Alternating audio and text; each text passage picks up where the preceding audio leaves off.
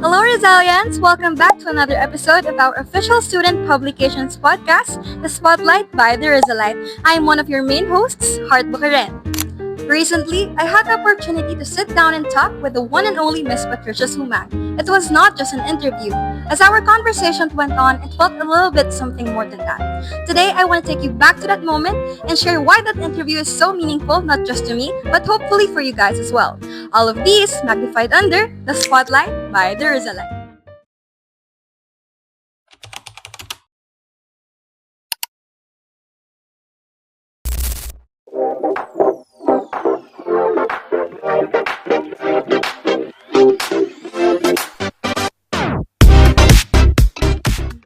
Good day, ma'am Patricia. I hope you're doing well. Thank you so much for joining me here on Zoom. I truly appreciate you taking the time for this conversation, especially with all the responsibilities that you manage across your various programs and collaborations. And it means a lot. I'm grateful for the opportunity to learn from your experience. But before we begin the rest of the discussion, I would like to start by getting to know more about you. And could you share a bit about your background, the path that led you to where you are now, and how you first began building your connections with JRI? It's nice to meet you, Hart, and thank you inviting me to this interview. I feel very honored to be featured on your YouTube channel. Um, well, I first met Z at when I was a student at Skyline College in San Bruno. I grew up in Daly City, um, and I studied psychology at Skyline College. Up after transferring, I went to UCI to continue getting my degree in psychology, and then I minored in public health. Um, and I took a gap year, and now I'm at Cal State San Marcos, where I'm taking online classes to get my master's in speech language pathology. And throughout meeting Zeke, I've he's invited me to a JIR online event every year. So I've been part of JRI events since 2002. Um, our first event was between FSU and JRI students, and then he invited me to as a guest the following year. And then in 2024, last year, I tried to do an in-person workshop, but there was a typhoon, so we had to switch to doing it online, and now I'm back again today. Thank you very much, Ma'am Sumang. And with that in mind, I want to start by asking about the experiences that have shaped your work. What has been the most memorable international project you have coordinated at JRI, and why did it stand out to you? I think there was something special about every project. Um, but if I had to choose, I'd say my absolute favorite one was the one in 2023 when the the event featured acting, executive producing, and directing. Because I got to reflect and share my experience in PCN, but I also got to hear some tips from Kevin with acting, and then I got to hear Zeke lecture and present, and that was like they both blew me away with everything that they had to share. And I also love that I got to see a portion of the students' work, like what they were preparing for an upcoming production, and just getting to like provide feedback and then them getting to ask me questions. I just thought it was really fun getting to talk to students. Yeah, and if I can offer like any feedback or help to anyone, I truly feel like so happy. So yeah, I'd say. Inspiring to imagine how these experiences not only benefit the participants of the program, but also uplift the wider school community by encouraging others to pursue growth and global learning. Moving from that specific experience of yours to a broader perspective, I would like to understand what motivates and sustains your work.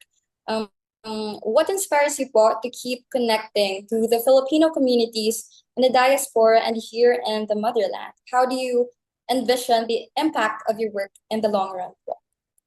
Mhm.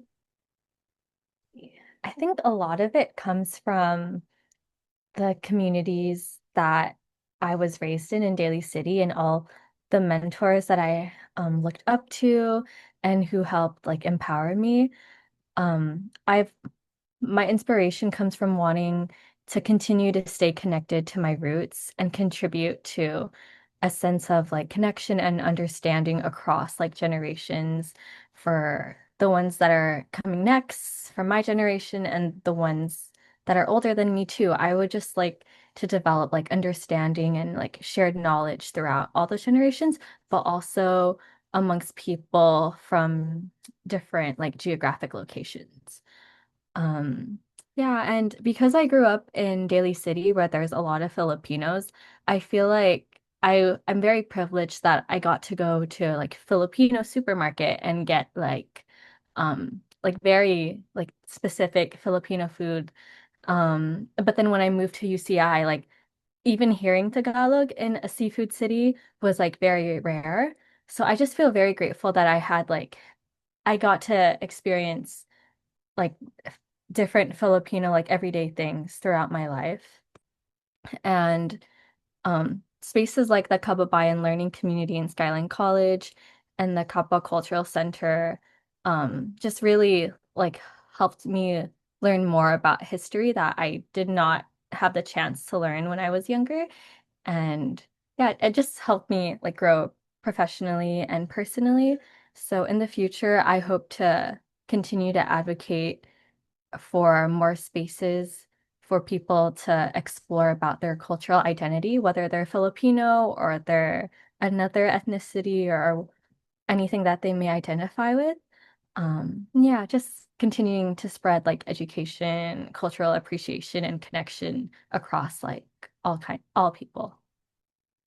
Thank you very much, ma'am. Again, your commitment to strengthening ties among Filipinos, wherever they may be, is truly remarkable. It is clear that your efforts go beyond conducting programs. They nurture identity, as you said, unity, and global awareness among young Filipinos. The long term influence of your work really does shape students who are more empathetic, globally minded, and confident in their place in the world. And it also enriches the school culture by motivating educators and students alike to expand their perspectives and engage with global experiences. And in connection to that long term vision, I'm also curious about the qualities you observe in students. And here in JRI, what qualities or habits do you look for in students who want to join future international workshops or training programs?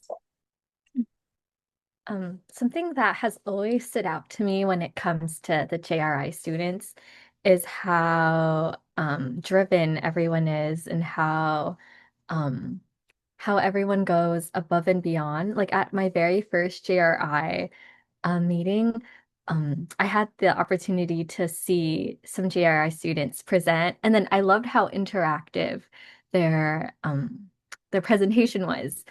Yeah, I just love seeing like how out of the box and creative the JRI students are. So I learn a lot from all of you as well. Some habits I look for and qualities I look for in students who join international workshops are honestly just come as you are, come as like your authentic selves. I'm here like whether you have like low energy or high energy, whatever it may be, just come in and like I'd love to get to know you, learn more about you, and hear what you have to say. And whether that be, if it's Zoom, for example, whether that be just um like unmiking or sending text in the chat, whatever it is you're comfortable with, um, that is what is great. Um, and then hopefully as we build the connection and as the event goes on, we can break the ice as well. And I guess some habits I look for as well is being open to new perspectives and being able to share your own perspective so that there's continuous sharing of like ideas and thoughts. And also, I come into these spaces with the intent to collaborate. So getting to hear from students is one of my priorities as well. What changed po since you enrolled in a big university and now that you have graduated and now is working? And what is your advice for high school students in the Philippines who have big dreams, including working abroad? Oh, wow. I see. Um, Ever since graduating from college, I graduated in June 2024 with a psychology major, public health minor. Um, and my initial dream was to work at a mental health nonprofit, at a clinic or a community center space, anything related to mental health, education. Yeah, I had so many things I wanted to do. But then as I was applying to jobs, I realized so many of them, they asked for so much of their applicants. They asked for like a master's degree or like 3 years in like working in the field already. And I realized that, oh, maybe I can't get there right now, but so maybe I should try to go for like a different job for now. And so I was already a behavior tech when I was in college. So I decided, okay, maybe I'll continue down this route. So I applied to work at um a, at different schools or at a company that partners with different schools to be a behavior tech. So a behavior tech works in the classrooms with children with special needs. So that's what I've been doing since graduating. Um, and then upon working in the school and seeing what the school psychologist does and the school counselor does, I realized that maybe I don't want to be a school counselor anymore and I don't want to be a school psych. And then I had a whole period where I was like, I don't know what I want to do with my life anymore. I don't know. Like there's so much like schooling, and I don't know if I can see myself doing that in the future. So then I stumbled upon speech language pathology, and I looked at how much they made at my school district. And then when I saw that they make $150,000, I was like, whoa, I could make that much, and it's high in demand. And like I already know of some SLPs that I can talk to, and my close friend is already part of the program. It just felt like, whoa, that's super cool. And then as I shadowed um at school and like observed an SLP, I was like, wow, I can see myself doing that. Like you get to work with kids, you can work with older people. And yeah, I just thought it was a great fit for my personality and for what skills I wanted to continue to work on while also being a good, like safe, stable option for me in the future. So that's how I stumbled upon speech language pathology. And then can you remind me what the second part of the question was? What is your advice for high school students in the Philippines who have big dreams, including working abroad? For like, even for me, when it comes to thinking about like, oh, going somewhere like abroad or like having a big goal in mind, sometimes it can get really overwhelming. But taking things step by step, day by day, planning things out, making smart choices, and talking to different people, I think connecting with people who support your goals and who also maybe are in the position that you're interested in can be really beneficial. So you can learn about what went well in their journeys, what didn't went well. So yeah, I'm a really big advocate for like finding a mentor who can guide you through like that process. And also never giving up, um, and seeing things through yeah, I can do this. It may be hard and challenging right now, but dedication, hard work, there may be times when you have to do something that is essential to getting to your goal that you may not want to do, but those are still things you need to do, but also making sure that you take care of yourself. Um, the journey is a big part is like a big learning process. So make sure you enjoy like that aspect as well. It was very helpful, ma'am. It is encouraging for students to know that mindset does matter, willingness to learn, a readiness to grow, and commitment to representing the school as well. These insights, I think, help them prepare early and become more intentional about the habits that they cultivate. But now that we have talked about the students, I would like to shift the focus back to your role as an organizer. And I just would like to ask, what challenges do you usually encounter when organizing international activities, and how do you overcome them? I think so I think the biggest one for anyone when it comes to trying to schedule things with different time zones is trying to find a time that works for everyone, that's not too early, that's not too late. And also being flexible with um like the timing.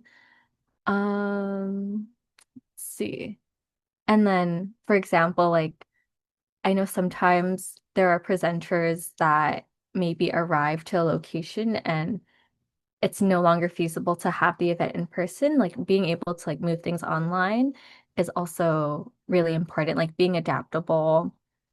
Um, and then I think another part is that sometimes like a personal obstacle I face is I get like anxious and nervous when it comes to like sharing my ideas sometimes and like public speaking. So preparation is really key for me, like knowing what type of event I want, knowing the theme, what it is that would be like the best way to teach and like collaborate with my students and the people who are at the workshop. So really trying to be organized with how I prepare things and being very intentional with what I want to prioritize and what are some things that I can save for later if like there's more time. Yeah. You've been mentioning a lot more about the what do you call that? The Uh, speech language pathology book. yes, yes. Could you elaborate more or share to us what that is for those who are also not aware of the terminology? For sure. An SLP is a speech language pathologist. So they're an allied health professional who helps people of all ages with communication and swallowing difficulties. You can see them anywhere from a school or a medical facility like a hospital or a clinic. Um, for example, if when it comes to like newborn babies who are born like prematurely, they may not be able to swallow food from their mouths yet. So the SLP would find different ways for them to be able to still consume nutrients and food. um, yeah, that's doable for them. Um, and then let's say someone who is older gets a stroke, they may also have trouble communicating or saying certain words or sounds. So a speech language pathologist would coach them on how to produce that sound. Like they would specifically say, oh, like this is how you shape your mouth, say and then like they would help them with that.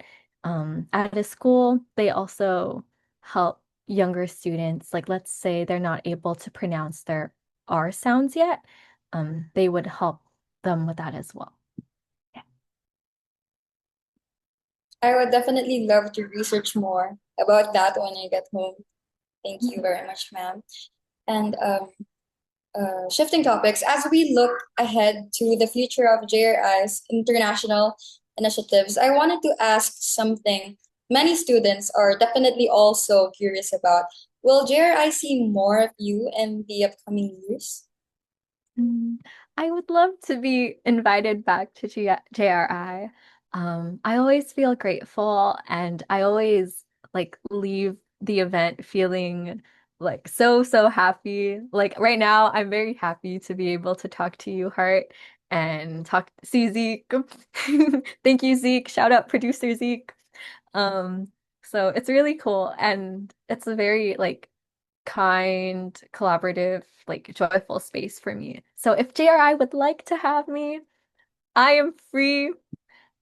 So let me know if there's something that I can teach, or learn, or just to be invited to JRI events. I would gladly like love to be present for that. That is very wonderful to hear, ma'am. Knowing that there may be more international programs and opportunities ahead gives students something to aspire towards and prepare for. And thank you very much, ma'am Patricia, for sharing your insights and experiences with me today. I genuinely appreciate your time and the thoughtfulness behind your responses. I am certain that many Rizalians will benefit not only from the perspectives you shared, but also from the opportunities you continue to champion for the school. Thank you so much for all your thoughtful questions and your insight and for creating a space for me to share and share my story. It means a lot to me to know that you and like other students can like benefit and learn from the things that I have experienced.